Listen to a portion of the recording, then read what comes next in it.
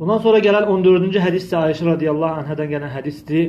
Ayşə radiyallahu anha buyurur ki, Peyğəmbər sallallahu aleyhi və səlləm belə buyurdu: "Mən mətə və aleyhi siyam samə anhu valiyyuhu." Kim boynunda oruc olaraq ölərsə, yəni oruçları tuta bilməyib, qəza olaraq boynunda oruc qalıb və bu formada ölərsə, onu vəlisi tutur. Onu vəlisi tutur.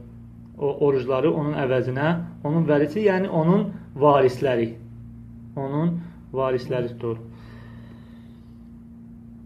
Hədisdən götürülən faydalardan zahirul hədis vücubu qada'is siyam anil meyyit səvəən əkənə nəzran əm vacibən bi asli şərə. Hədisin zahiri budur ki, insan ölərsə, boynunda qəza qalıbsa, İstər nəzir orucdan qəza qalsın, boynunda nəzir olsun, istər vacib orucdan qəza qalsın, yəni onu yerinə oruc tutmaq onun vəlisi üçün vacibdir. İbn-i Dəqiq Əl-İd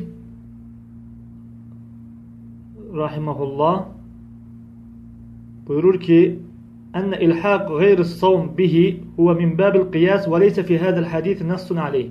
Orucdan başqalarını, orucdan başqa şeyləri buna qiyas etmək deyir ki, dəlil olmayan bir qiyasdır. Yəni, caiz olmayan, dəlil olmayan bir qiyasdır. Belə ki, yəni başqa ibadətlər, orucu ölən insanın əvəzinə qəza etmək caizdir, amma orucdan başqa ibadətləri deyir ki, etmək dəlillə, hədislə bir şey gəlməyib. Və hədisdə keçən, ondan sonra faydalardan buyurur ki, hədisdə keçən onun vəlisi onun yerinə oruç tutur. Vəlisi, yəni onun varisləri. Hansı ki, ondan o özündən sonra mal qoyub getdikdən sonra o malı kimlər götürürsə, onlar deyir ki, onun yerinə oruç tuturlar. İxlasla.com saytı tərəfindən təqdim olundu.